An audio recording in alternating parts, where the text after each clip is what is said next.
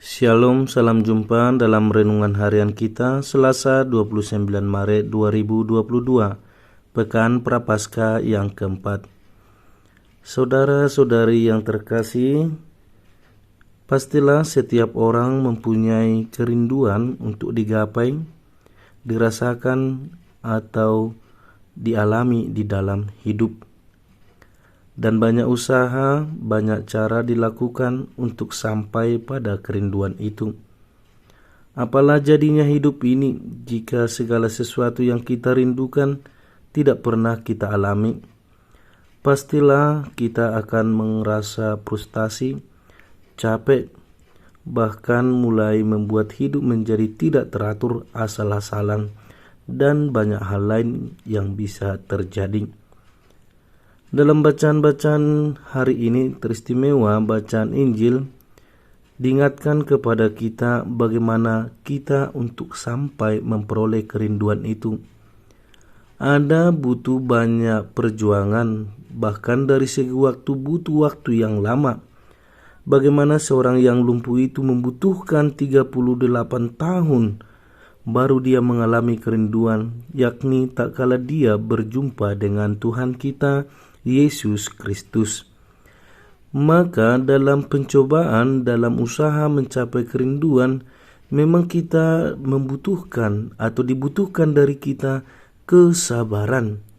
Dan kesabaran itu boleh juga dikatakan sebagai pengharapan. Maka orang yang sabar adalah orang yang tetap berharap. Semakin kita sabar, semakin dekat kita dengan harapan. Tetapi semakin kita tidak bersabar, maka harapan untuk mengalaminya juga semakin jauh. Ada beberapa poin yang bisa kita renungkan dari bacaan hari ini.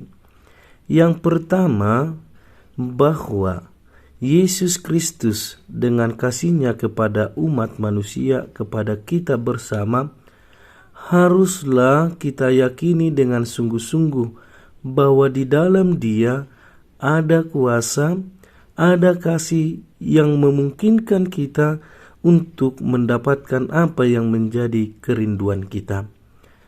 Syarat mutlaknya adalah mempercayakan bersama dengan Yesus apa yang sedang kita perjuangkan. Usaha pribadi bisa saja, tetapi pastilah tidak akan maksimal karena kuasa manusia itu atau usaha manusia itu sangat terbatas. Hendaknya usaha manusia disempurnakan karena iman kepada Yesus Kristus. Yang kedua, seperti dalam bacaan Injil hari ini, seorang yang lumpuh itu andai mungkin bisa secepatnya dia mengalami kerinduannya, yakni boleh berjalan. Tetapi karena orang tidak peduli dengan dia, tidak memperhatikan kehidupannya, maka dia tidak pernah bisa sampai kepada jalan untuk mengalami kesembuhan. Maka ini menjadi panggilan bagi setiap orang Kristiani untuk berpartisipasi dalam hidup orang lain. Maka kita terpanggil untuk mengangkat dan mendekatkan orang lain kepada Yesus. Mungkin kita boleh mengatakan juga di sisi yang lain, banyak waktu, banyak tenaga terkuras hanya memikirkan orang lain. Tetapi sebagai orang Kristiani yang mengikuti Yesus, di mana Yesus telah mengutamakan kasih dan perhatiannya bukan untuk dirinya tetapi untuk orang lain, kiranya juga menjadi semangat kita bersama. Maka harusnya semakin banyak orang yang terangkat, yang semakin dekat kepada Yesus untuk mengalami kerinduannya karena partisipasi kita, karena kehadiran kita bersama. Poin yang ketiga yang boleh kita renungkan adalah bagaimana sebuah perjuangan itu akan pada akhirnya berbuah untuk diri kita.